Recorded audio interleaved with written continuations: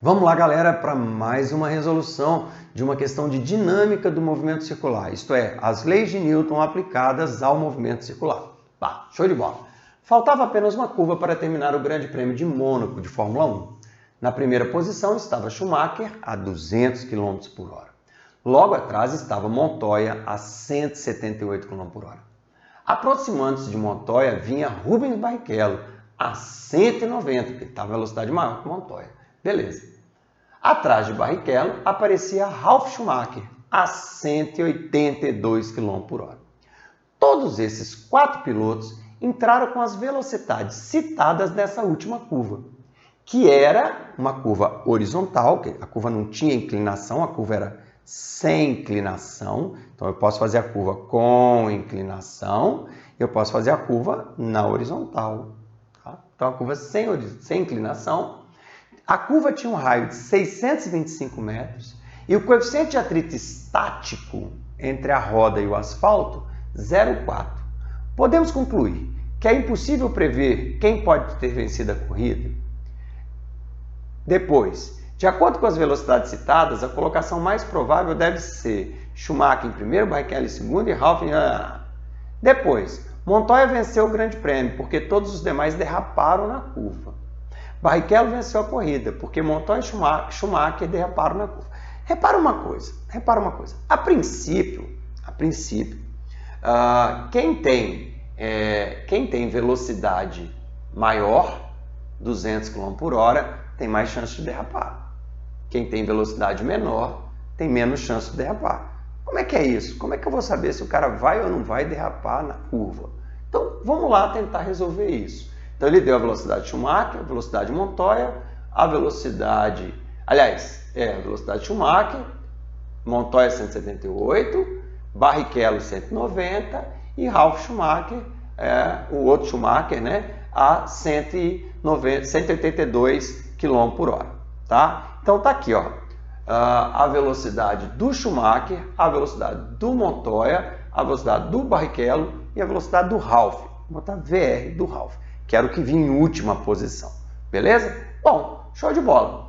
Pilotos entraram na mesma curva de mesmo raio e o coeficiente de atrito para os carros eram iguais, 0,4.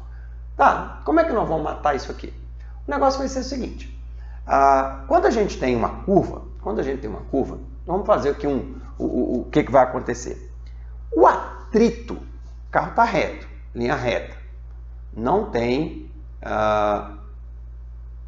força centrípeta, só tem força tangencial se a velocidade estiver mudando. O carro entrou na curva. Para você entrar na curva, você vira o volante. Quando você vira o volante, os pneus do carro mudam. Ao mudar os pneus do carro, aparece um atrito lateral, que até então não tinha. Esse atrito lateral é que é responsável pela virar do carro. Esse atrito lateral é que vai mudando o ângulo desse atrito, conforme gira o volante, muda o ângulo desse atrito, mudando o ângulo lá, fazendo a curva. Tá? Então, o que acontece? Vamos calcular a velocidade máxima para essa curva. Qual seria a velocidade máxima para essa curva?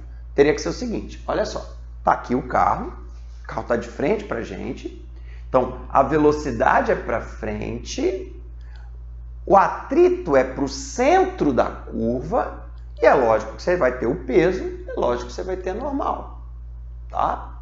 Peso normal. Então, a força responsável pela mudança na direção e no sentido é a força de atrito. Então, eu vou chegar para você e falar assim, a força resultante centrípeta é apenas a força de atrito. Só que força resultante centrípeta é massa vezes aceleração centrípeta. Força resultante centrípeta é massa vezes V ao quadrado sobre R, igual a força de atrito, μ estático vezes a normal.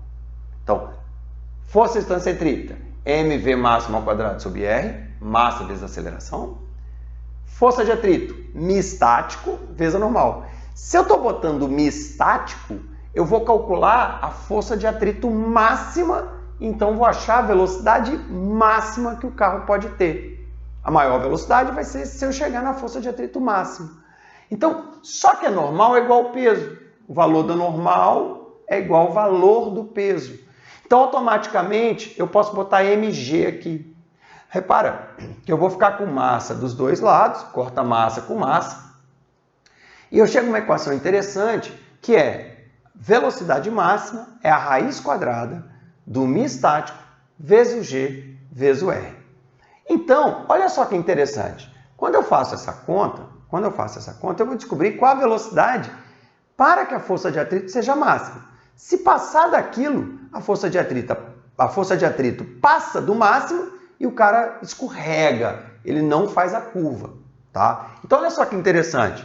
0,4 vezes 10 vezes 625. Se eu fizer essa conta, eu vou achar uma velocidade máxima 50 metros por segundo. Sim, mas olha só, as velocidades estão em km por hora, né? Tudo km por hora. Então, vou pegar esse 50, vou multiplicar por 3,6. Multiplicando por 3,6, eu vou achar que a velocidade máxima que eu podia entrar naquela curva é 180 km por hora, tá? Professor, esse cara aqui vai entrar em 200, ele vai derrapar. Esse cara aqui vai entrar em 190, ele vai derrapar. Esse cara aqui vai entrar em 182, ele vai derrapar. O único que não passa a velocidade máxima é Montoya, 178 km por hora. Então, considerando que todos os três aqui derraparam, quem terminou a prova foi o Montoya. Com isso, você tem a alternativa letra C como sendo a alternativa correta. Beleza, pessoal? Questão interessante, com um lado prático, assim, bem curioso, e cobrando um assunto que é um assunto meio, assim, o pessoal tem um pouco de dificuldade, mas a questão é legal. Valeu, galera! Até a próxima. Tchau, tchau.